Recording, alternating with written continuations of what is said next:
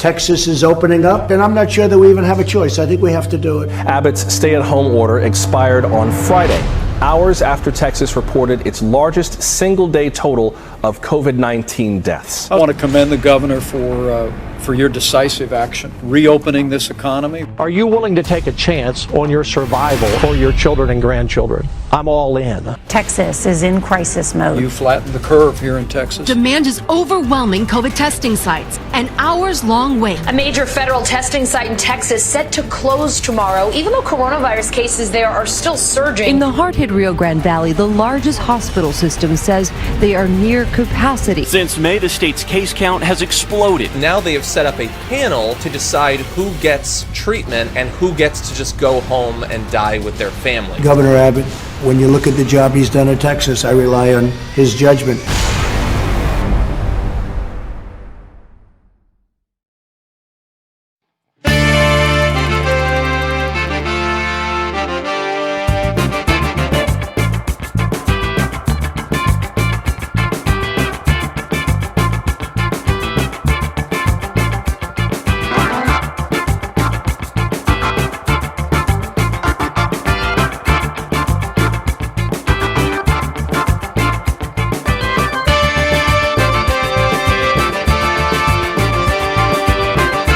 Yesterday, one of the most popular videos on Facebook, maybe on the entire internet, was this bizarre press conference by a group of people in white coats standing in front of the Supreme Court and live streamed on a fringe right-wing website.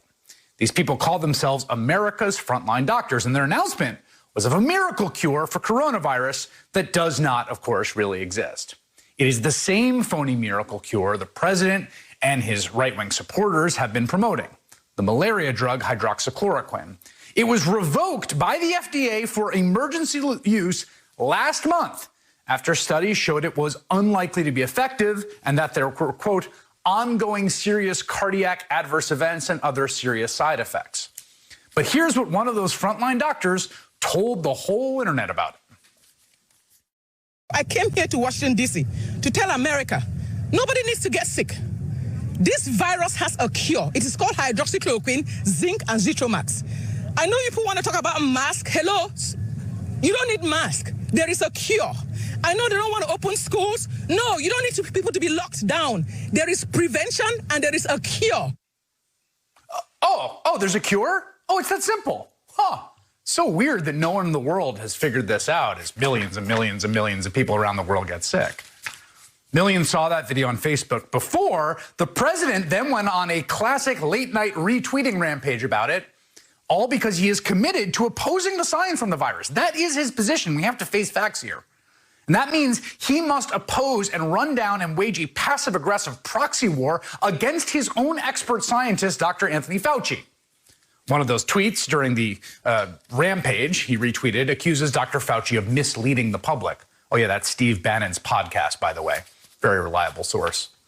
So the president passively-aggressively retweets about Dr. Fauci and hydroxychloroquine in the Frontline Doctors video, and then, of course, so does his son, Donald Trump Jr., and about 16 million views on Facebook later, Facebook took it down. And YouTube took it down, and Twitter took it down, because, of course, the video was pushing the same utterly dangerous disinformation that has been coming like a drumbeat from the most powerful person in the world and the political movement that supports him lockstep for months. As the country is the worst response to the pandemic, arguably in the entire world, certainly of rich countries, America's death toll crossed 150,000 today.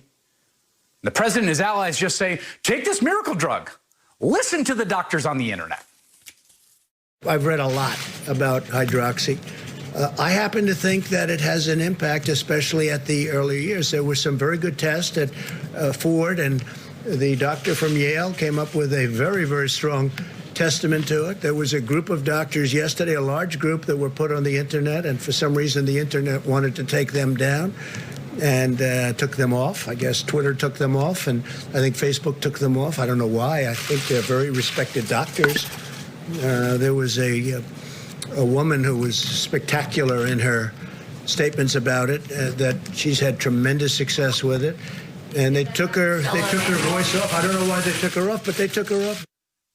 Oh, they took her down. The internet took her down. Well, that spectacular woman who had tremendous success with hydroxychloroquine, the one who said, there is a cure. What are all you idiots doing everywhere around the world fighting this disease? Her name is Dr. Stella Emanuel. She's a pediatrician in Houston and a religious minister. She operates a medical clinic in a strip mall next to her church called Firepower Ministries. So God decided to destroy the world and start with the seed of Noah. When God destroyed the earth at that time, what happened? What happened to these 30-foot Nephilims that were walking the earth? Those giants. They got flooded, so their flesh, they could not really die. Because this, they got flooded and their flesh got pulverized. But what happened to the spirits? This mixed breed, there are still Nephilims around today. And they still do one thing. They're still lost after human beings. Among Dr. Emanuel's other more medical opinions, she says that cysts are evil deposits from the spirit husband and that DNA from space aliens is currently being used in medicine. Dr. Emanuel says the kind of things that are pretty hard to explain away at your big coronavirus briefing. The woman that you said was a great doctor in that video that you retweeted last night, she's also made videos saying that doctors make medicine using DNA from aliens and that they're trying to create a vaccine to make you immune from becoming religious. Well, maybe it's the same, maybe it's not, but I can tell you this. She was on air along with many other doctors. They were big fans of hydroxychloroquine. And I thought she was very impressive in the sense that from where she came, I don't know which country she comes from, but she said that she's had tremendous success with hundreds of different patients. And I thought her voice was an important voice, but I know nothing about her. Yeah, who needs the FDA? Who needs double-blind trials? Who needs any of that? You got a doctor on the internet and the president who says to shine UV light in your orifices. But this is not just one dangerous crank doctor, and it's not just the president and his son. This is a huge part of the conservative movement and the Republican Party and Trump TV, who have all been pushing this magical thinking for months, which is why we are where we are. And not just on the coronavirus, mind you, but for years on the single biggest civilizational crisis we face, climate change, even vaccines. Just look at Republican Chris Kobach running for Senate in Kansas.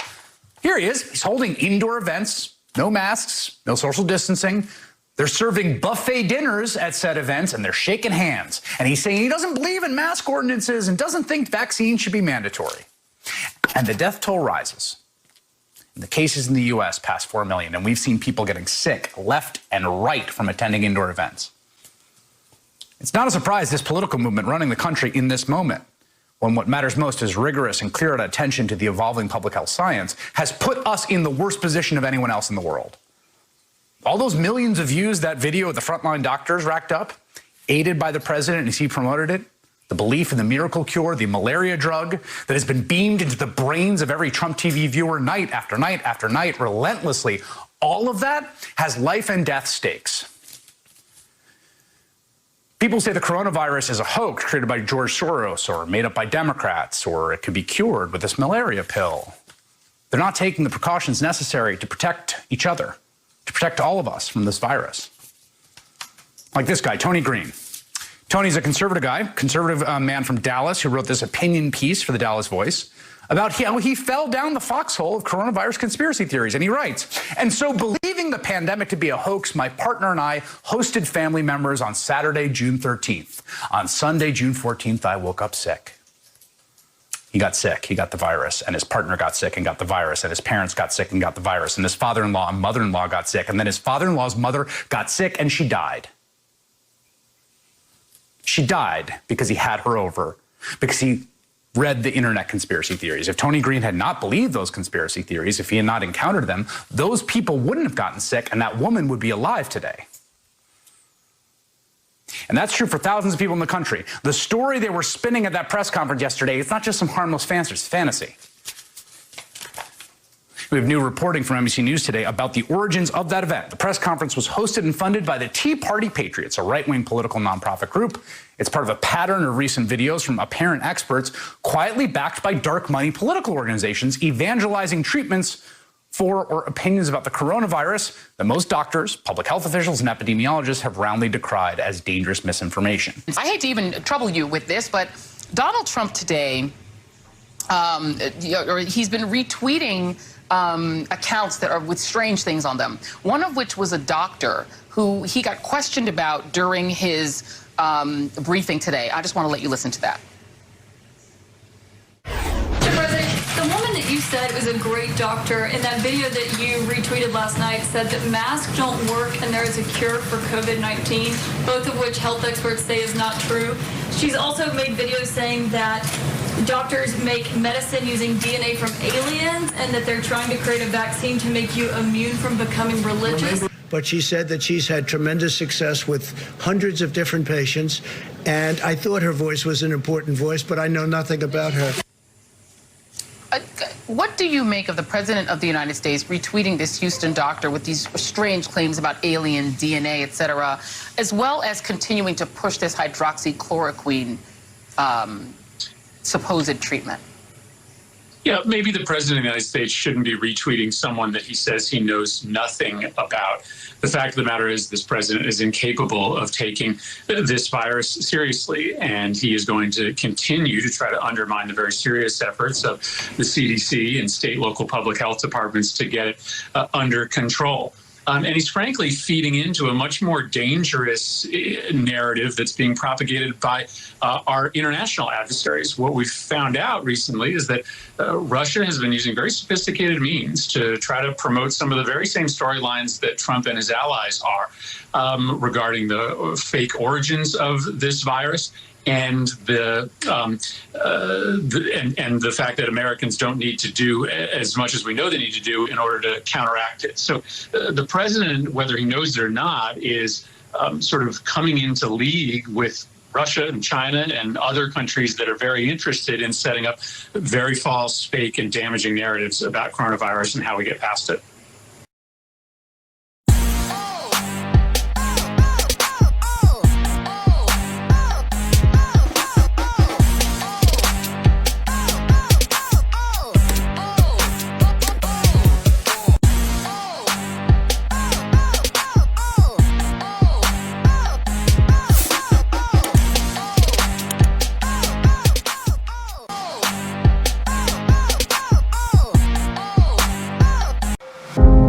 As our nation suffers. This is an attack on our democracy. And people are sick and dying. The death toll from COVID-19 has now surpassed 140,000 people. What are Trump's priorities?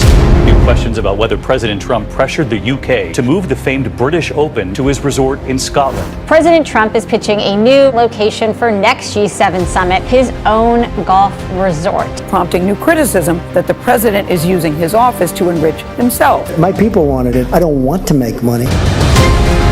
Online records show the Chinese government awarded Ivanka Trump's brand 7 new trademarks. Go buy Ivanka's stuff. I'm going to give a free commercial here. Go buy it today. The Trump family is so used to promoting their own brand illegally that they don't see the line there about promoting a different brand. My Pillow. Boy, do you sell those pillows? The president's daughter seemingly endorsed Goya beans on Twitter. This is what a self-proclaimed wartime president looks like. You tell me how a president in the middle of a pandemic has got time for this. Are you kidding me? Trump grifts. You die.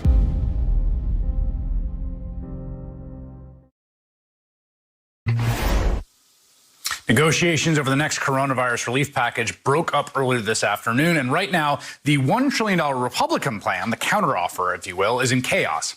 The problem is it's too small to deal with the magnitude of the intensifying and expanding crisis, and also that half the Republican caucus opposes it because they think it's too big. Not only that, the president has jammed $1.75 billion to rebuild the FBI headquarters in D.C. instead of moving the FBI to a cheaper space in the suburbs. Now, the current FBI building just happens to be, 1 block away from the president's hotel. And if that lot were to become vacant, well, a new hotel could move in and give Trump stiff competition. Keeping the FBI there protects Donald Trump's business. That's what he's doing in the coronavirus relief package. It's such a naked boondoggle that even Senate Majority Leader Mitch McConnell, who yesterday claimed he didn't even know it was in the relief bill, today says it should be cut.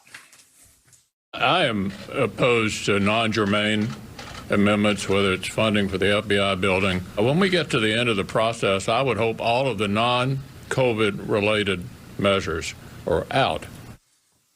Tonight, the Senate is no closer to a deal on relief as millions upon millions of Americans face the threat of losing their homes and the $2,400 a month in unemployment benefits.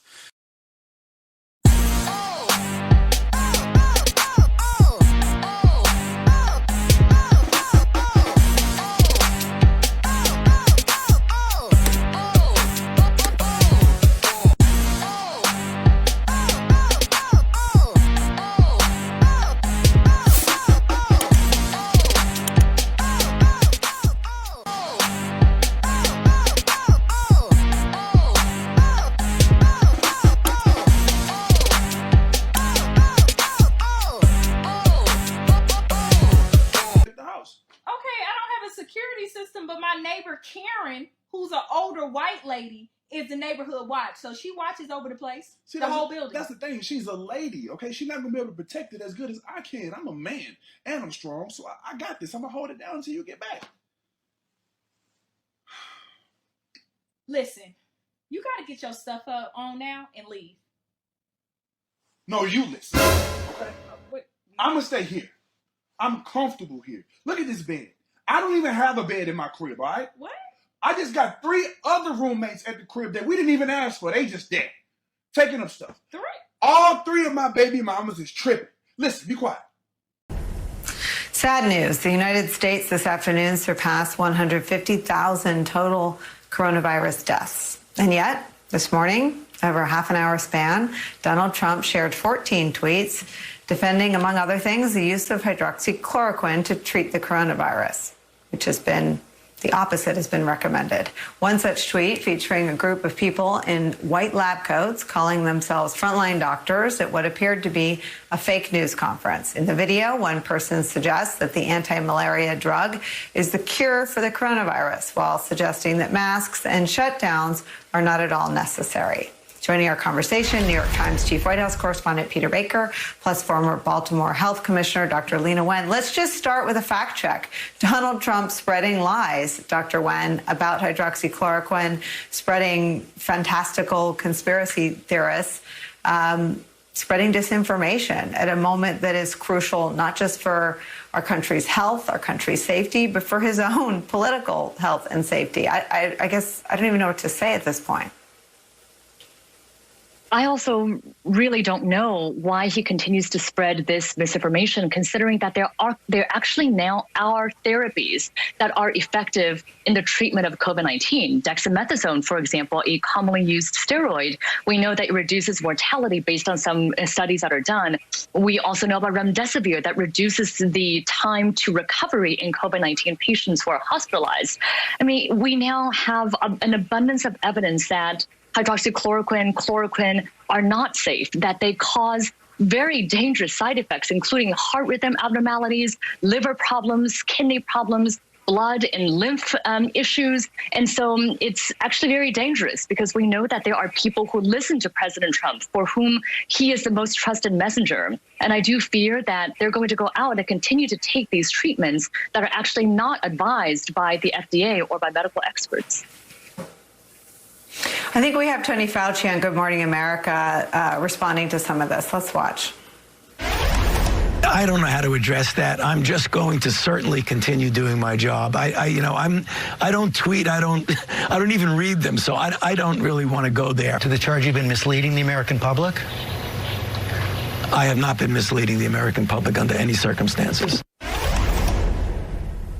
Peter Baker, it's a surreal state of affairs on a day when we pass the 150,000 mark for numbers of Americans who, before the pandemic, were very much alive after 6 months of the pandemic arriving here and Donald Trump's mismanagement. The president tweeting about hydroxychloroquine and Fauci having to defend himself on Good Morning America saying, I do not spread disinformation. Where are we? Well, I think we're right back where we started, with a president who would just assume, impose his own facts over the reality on the ground, which is to say that he wants to be able to pretend that this virus is behind us, and it's not. Last week, he resumed his briefings on the coronavirus, and he mostly stuck to the script he'd been given. He advocated wearing masks. He advocated staying away from packed bars. He acknowledged that things were going to get worse before they got better. Even as he's pushing schools to reopen and even as he wants the economy to get better, he sounded anyway like he was taking the recent spikes in the South and the West more seriously than he had in the weeks before. And here we are back a week later to, embracing conspiracy theories and taking on the most trusted name in public health right now. He needs a Dr. Fauci to have the credibility once they do have a vaccine, if and when they do have a vaccine, to vouch for it, because Dr. Fauci is trusted by twice as many Americans as President Trump, according to polls. So undermining Dr. Fauci's credibility would seem to be, counterproductive for President Trump's own goals. But that's not something where he's at. Look, he is the President of the United States who has the CDC working for him, the HHS working for him, FDA, NIH. He has the best federal scientists that out there. And instead, he trolls the internet, trolls Twitter, looking for conspiracy theories that fit what he wants to be the truth, and he then tweets it out again. From the president also accusing you of misleading the public on many issues. You've been at the NIH since 1984. Yeah. You've advised 6 presidents. Can you continue to do your job when the president of the United States is publicly questioning your credibility in this way? George, I don't know how to address that. I'm just going to certainly continue doing my job. I don't tweet. I don't even read them. So I don't really want to go there. I just will continue to do my job no matter what comes out, because I think it's very important.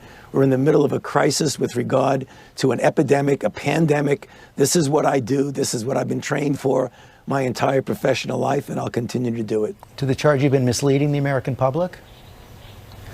I have not been misleading the American public under any circumstances. Let's talk.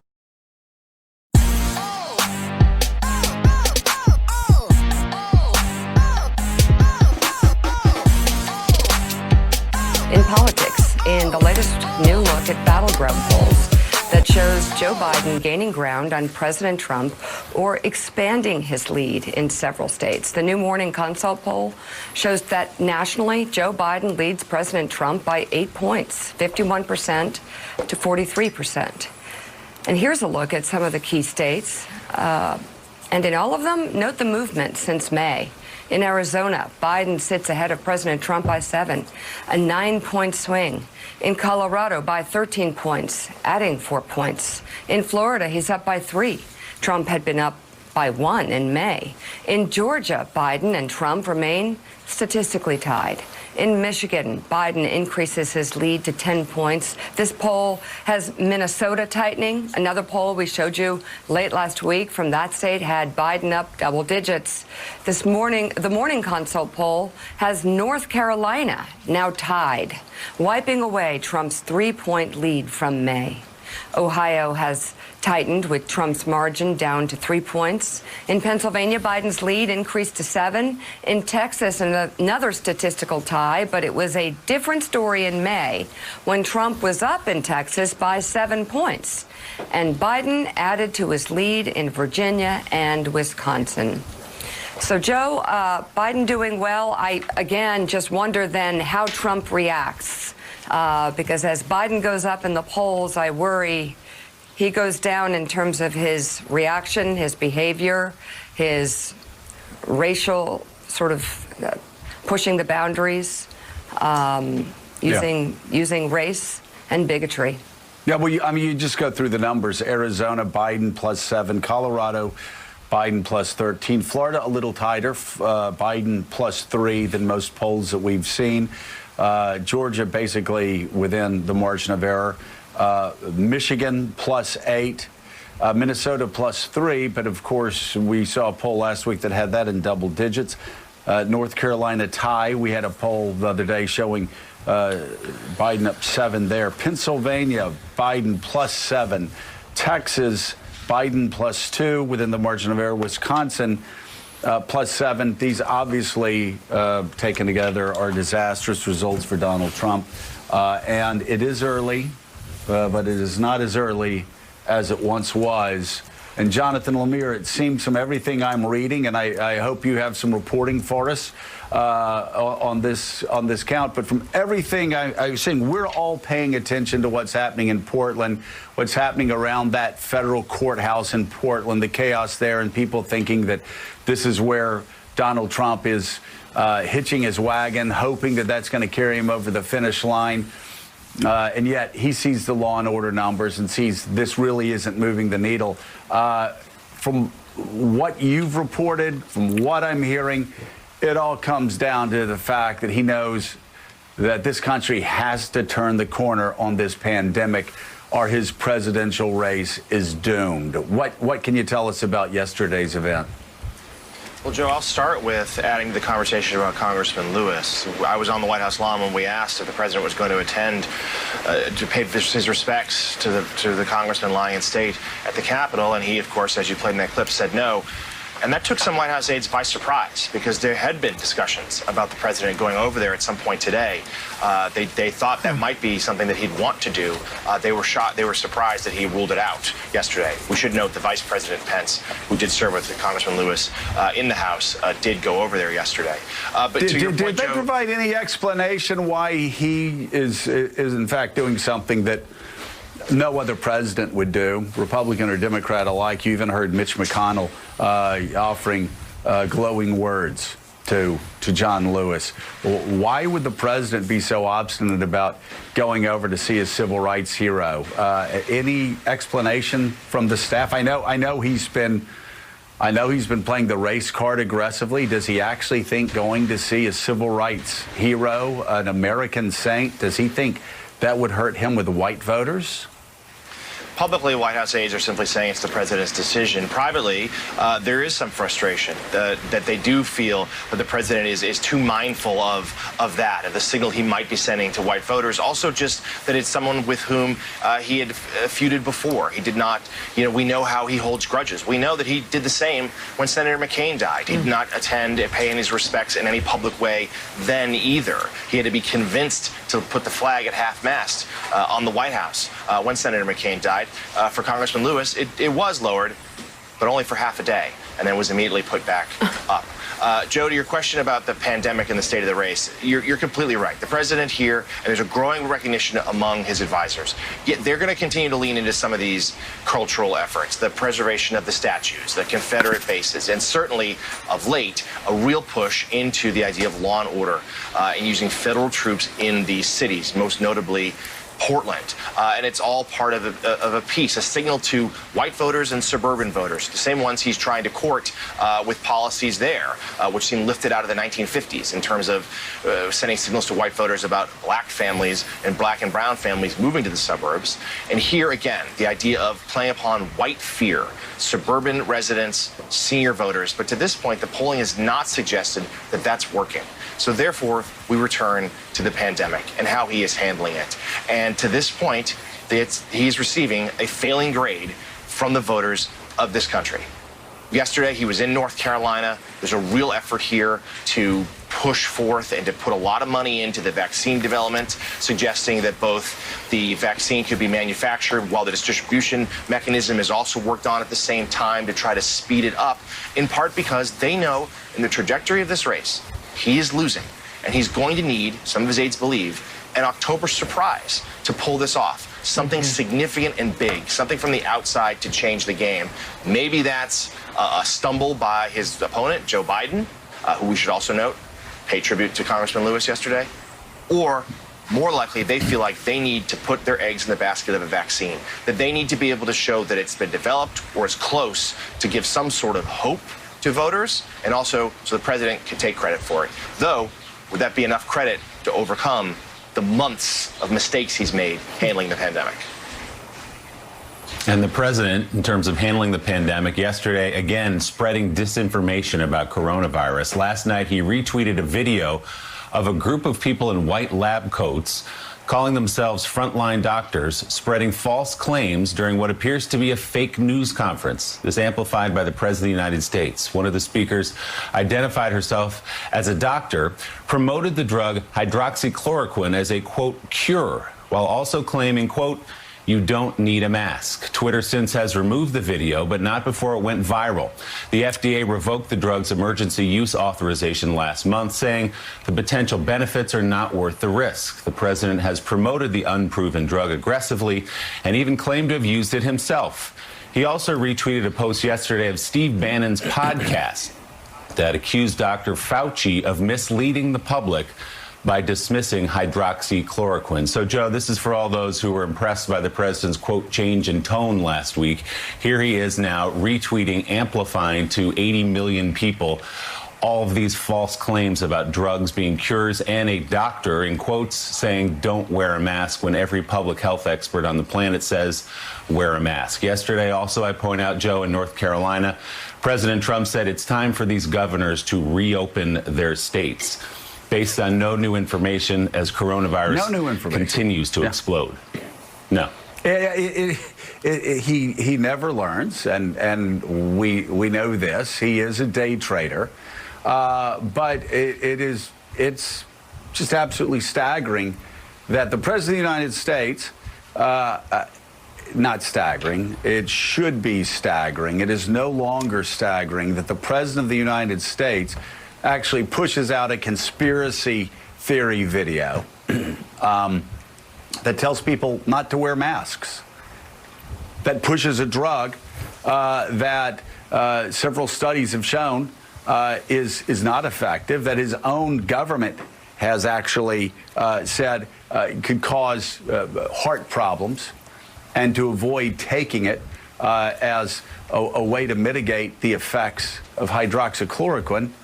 And John Meacham, we have seen the impact of this across the country. We have seen the impact of Donald Trump telling everybody at first that this was a hoax whipped up by the media, that this was one person coming in from China was going to go away, that it was 15 people coming in that had it, that was going to go away, that it would magically disappear by April, that when things warmed up, it would magically go away. Started talking about disinfectants, putting UV lights in people, hydroxychloroquine, even after his own FDA and his own CDC and Dr. Fauci warned against it. But what's staggering to me is 150,000 people are dead, well beyond 2 Vietnams, well beyond even the number of combat deaths and total deaths in World War I. And there are still people out there, like the President of the United States, like Sinclair Broadcasting, who were actually pushing conspiracy theories, saying Dr. Fauci, that Dr. Fauci started this pandemic to make billions of dollars. Or in Donald Trump's case, retweeting a video of doctors at a phony press conference. We think it's a phony press conference. Twitter took it down, saying, don't wear a mask. This is surreal. No. I mean, I could ask you what the historical parallel was, but I mean, do we have to go back to the Salem witch trials for people who are so moved by superstition that they ignore medical advice, they ignore scientific advice, and they ignore the caskets of 150,000 fellow Americans being, going to the cemetery or being cremated? It's riveting, right? And if it weren't happening, it would be interestingly fascinating, because this is the great triumph of fear over fact, right? I mean, that's the big thing that's unfolded. Not only the numbers you said, 150,000, more than 4 million cases, but 50 million Americans at least are out of work. This is depression-level joblessness, the hopelessness, the anxiety, the sense of a lack of direction is pervasive. And I think that's a significant part of what's driving the presidential polls you were talking about. But one of the things we have to figure out is we have two big tributaries of American life that we've talked about this morning. We have John Lewis and the Civil Rights Movement and the work of the mid-1960s. Gene mentioned another founding. Absolutely right. We live in the country that 1965 brought about, both because of the Voting Rights Act and because of the Immigration Act of that year. And so that's created the demography where we are now. But then we have a president of the United States who has embraced superstition and prejudice and the worst parts of the American character as a reaction to that country. And so we have a very clear choice here. Politics doesn't often do this. Politicians always say it does, right? I'm sure you didn't, but most politicians say this is the most important election since X or Y. If you don't elect me to the school board, everyone's going to be ignorant forever. If you don't make me president, the country's going to fall into an abyss. This is pretty much that. I don't think you can be too hyperbolic about the stakes of this election. And it's not just about Joe Biden and Donald Trump, but it is about what they represent, right? Joe Biden is a figure, as a friend of mine likes to point out of 1965. Right? He wants a great society. He wants to sign big legislation. That may terrify some people, but it helped the country in many ways, and you just have to be smart about it. Donald Trump wants it to be 1955, right? He wants a reaction to this changing demographic reality. And what I would suggest to everyone, particularly to lawmakers who may find themselves in a position, if Trump tries something with the election, of having to actually take a stand again, is think about what happened yesterday in the rotunda. Was that a ceremony about someone who wanted to defy fact?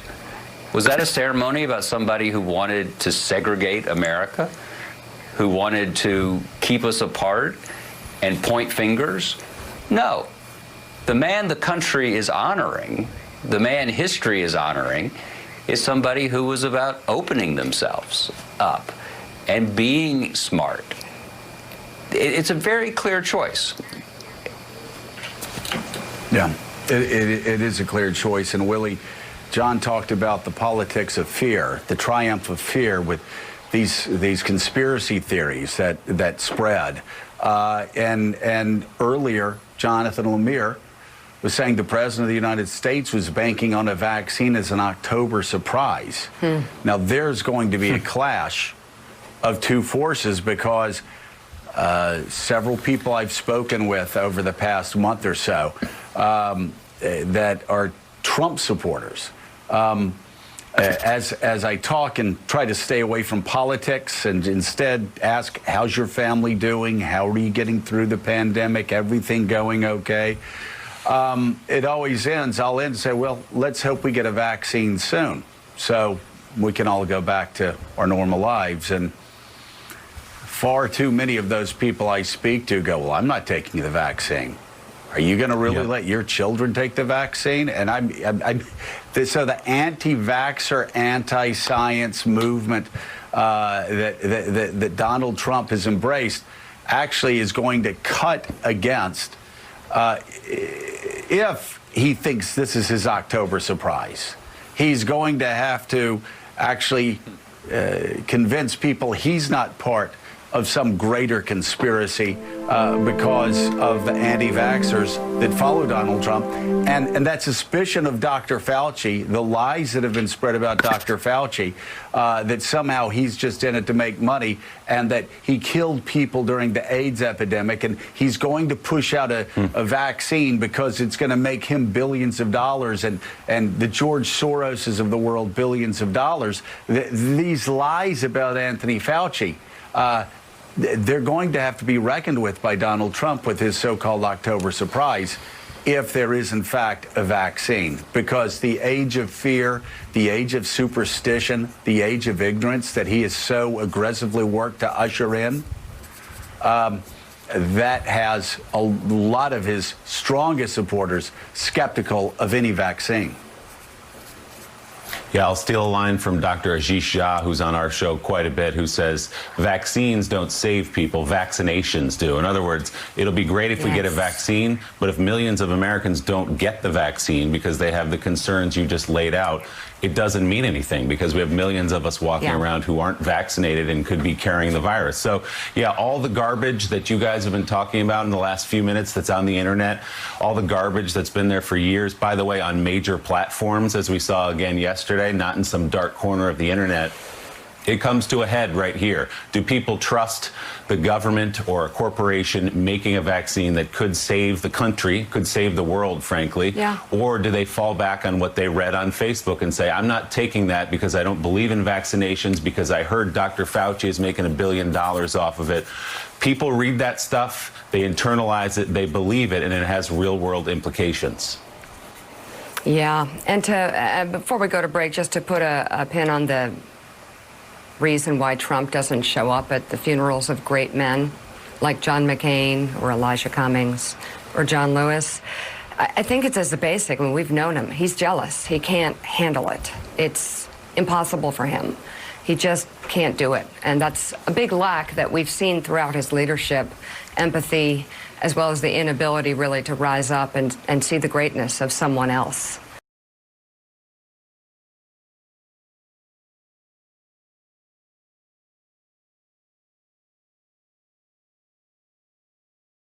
Under the dome of the U.S. Capitol, we have bid farewell to some of the greatest Americans in our history. It is fitting that John Lewis joins this pantheon of patriots, resting upon the same catafalque of President Abraham Lincoln. John Lewis became a titan of the civil rights movement and then the conscience of the Congress. Here in Congress, John was revered and beloved on both sides of the aisle, on both sides of the Capitol. We knew that he always worked on the side of the angels, and now we know that he is with them. Even though the world around him gave him every cause for bitterness, he stubbornly treated everyone with respect and love. All so that, as his friend Dr. King once put it, we could build a community at peace with itself. Today, we pray and trust that this peacemaker himself now rests in peace.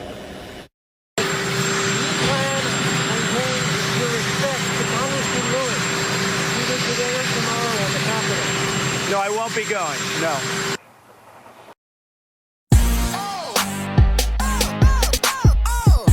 Donald Trump is less trusted when it comes to crime and safety by 9 points. And you go in to that poll, and white women, white educated voters with college degrees, suburbanites, people over 65, all the demographics that used to be the bedrock of the Republican Party that I belong to are all now supporting Joe Biden on the issue of law and order, despite this show that Donald Trump has been putting on over the past month.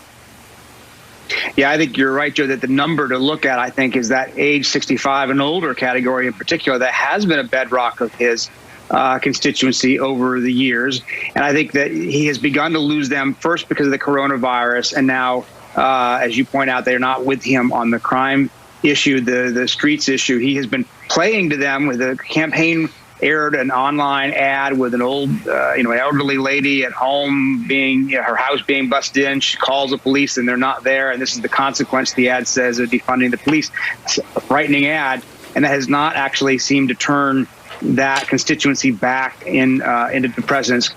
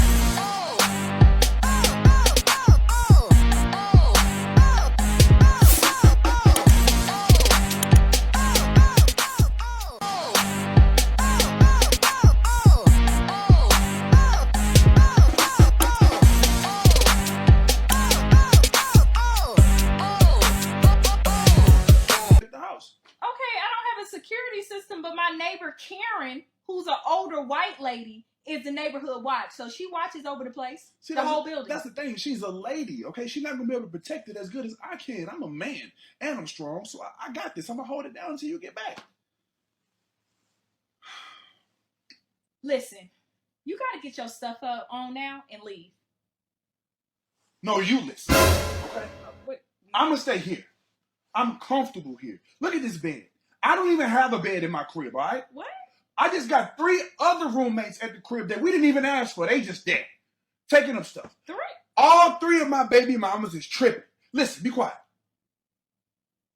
Peace and quiet. I don't get that at now one of my baby mama's houses, all right? So I like peace and quiet. You got a refrigerator full of food and snacks. Guess what I like to do? Eat and snack. So I'm staying here. You understand that? Yeah. Good. Okay. So make yourself comfortable. Yeah, I will. I'm just gonna go get ready. Do that. Freshen up. Yeah. Powder up and all that. Hey. So I'm leave. Yeah, right. Once you let me in, I ain't going back. I'm staying here. I'm comfortable. I'm good. This is our apartment.